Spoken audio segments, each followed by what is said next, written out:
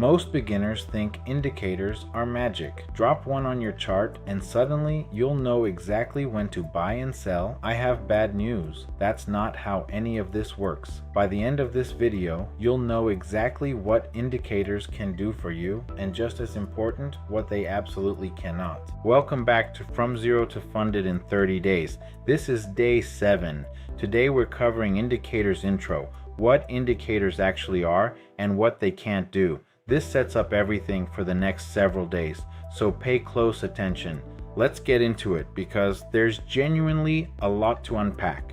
Quick recap before we dive in. Day 1, trends. Higher highs and higher lows mean an uptrend. Day 2, candlesticks. Every candle shows the open, high, low, close, and wicks show rejection. Day 3, support and resistance, price floors and ceilings that can flip rolls.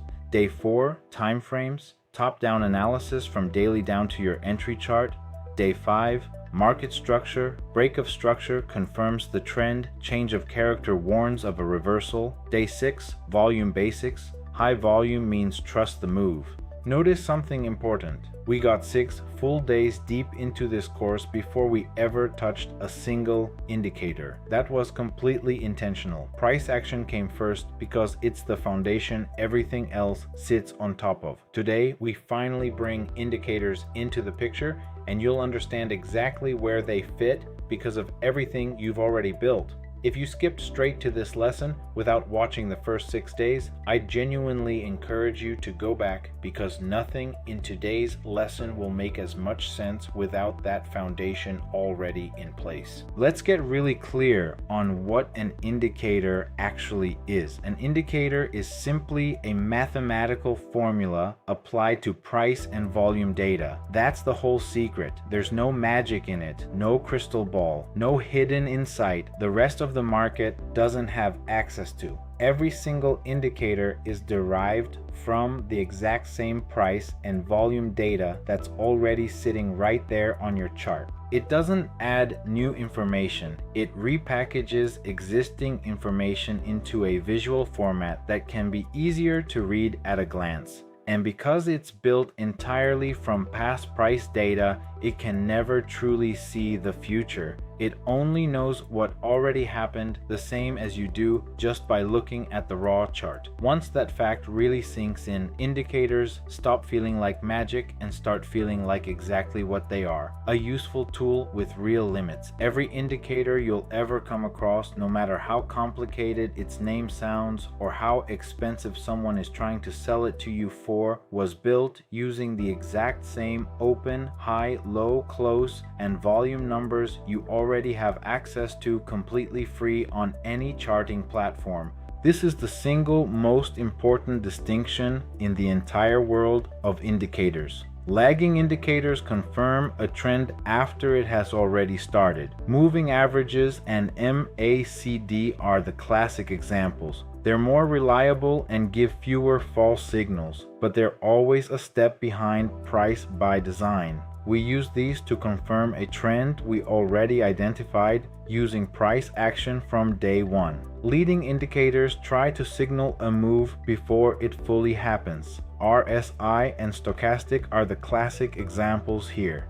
They can give you earlier warning, but they also generate far more false signals and need more confirmation before you trust them. Neither type is better than the other. They just serve different jobs, and understanding which type you're looking at changes how much weight you should give it. A simple way to remember this: lagging indicators are like looking in the rearview mirror to confirm the road you're already on, while leading indicators are like trying to guess what's around the next corner before you actually get there. Both are useful, but you'd never drive using only one or the other, and the same logic applies directly to how you should be using these tools while trading.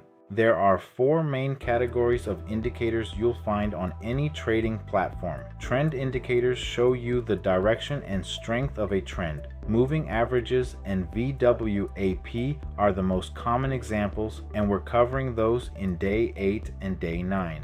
Momentum indicators measure how fast price is moving. RSI, MACD, and stochastic fall here, and we'll cover RSI specifically on day 10. Volatility indicators measure how much price is actually moving around. Regardless of direction, Bollinger Bands and ATR are the classics, and volume-based indicators, which you already got a preview of on day 6, confirm moves using actual market participation.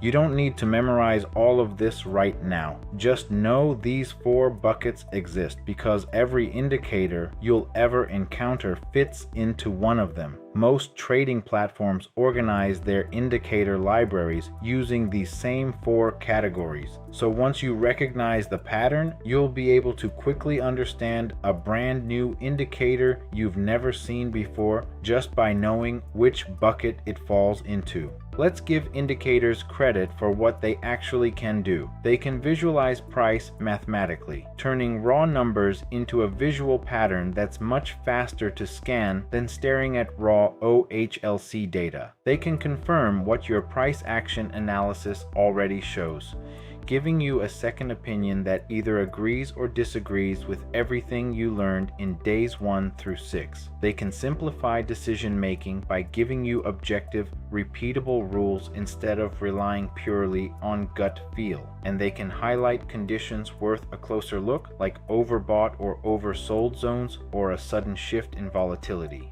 All of that is genuinely valuable. The problem only starts when traders expect indicators to do more than this, treating a helpful confirmation tool as if it were a complete trading system all by itself. Now, the honest part, most YouTube videos won't tell you. Indicators cannot predict the future with certainty. Every single one is built entirely from past data, so it can never truly know what happens next, only what's likely based on history. They cannot replace price action analysis. An indicator without any price context is just a line on a screen with no real meaning behind it. They do not work reliably in isolation. Relying on one indicator alone with nothing else to confirm it will eventually hand you a costly false signal, and they absolutely do not eliminate risk. No indicator, no matter how advanced or expensive, removes your need for a stop loss and proper risk management. If you remember nothing else from today, remember this part. I've watched traders spend hundreds of dollars on premium indicator packages expecting them to finally be the missing piece, only to lose money just as fast as they did before, because the indicator was never the problem in the first place. The lack of a complete process was. No subscription, no secret formula, and no paid signal group changes that simple fact. Here's a trap almost every beginner falls into at some point.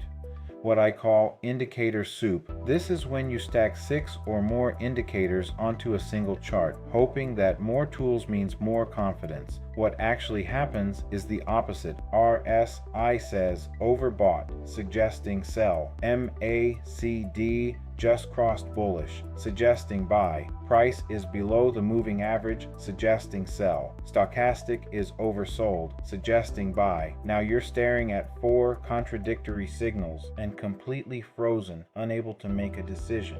This is called analysis paralysis, and it's one of the most common reasons beginners either miss good trades entirely or jump into bad ones out of sheer confusion. Less is genuinely more here, and I'd rather you trade off one clean chart than 5 conflicting ones. If you ever find yourself adding a new indicator every time you take a loss, hoping the next one will finally fix things, that's usually a sign the real issue isn't your indicators at all. It's missing a clear, consistent process built on price action first.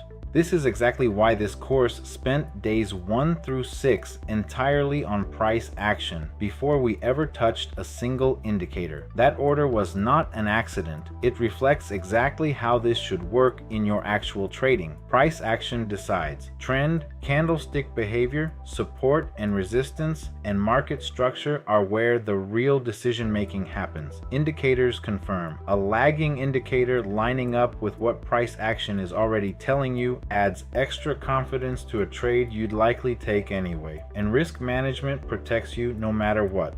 Even a textbook perfect setup, with every indicator agreeing, still needs a stop loss. This philosophy never changes, no matter how many indicators you eventually add to your toolkit, and it's the exact same philosophy behind everything I teach in my book, Lose Small or Lose It All. Capital preservation always comes first, confirmation tools come second, and that order is non-negotiable no matter how exciting a new indicator looks when you first discover it. Keep that order locked in your head for the rest of this course. A few common mistakes with indicators before we move on. Don't trade an indicator signal with no price context. A buy signal sitting right at major resistance is still a bad trade, no matter how confident the indicator looks. Don't stack too many indicators on one chart. We just covered exactly why that backfires. Don't treat leading indicators like guarantees. RSI and stochastic can and absolutely will give false signals, so always confirm with price action before acting. And don't switch indicators after every single loss, chasing some mythical perfect indicator that never gives a bad signal. It doesn't exist. Here's exactly what's coming over the next 5 days now that you understand the framework indicators fit into.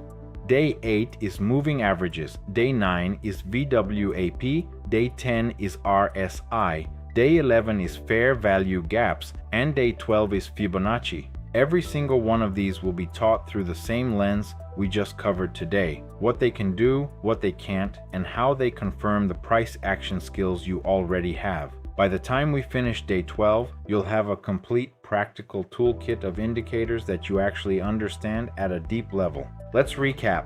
Price action decides, indicators confirm, risk management protects. Your homework today: open TradingView. Add just one indicator to a clean chart and find one moment where it agrees with price action and one moment where it doesn't. Ask yourself, would you have taken that trade off the indicator alone? Keep your chart simple. Screenshot what you find and drop it in the comments. Day 8 is moving averages. Hit subscribe so you don't miss it. See you in Day 8.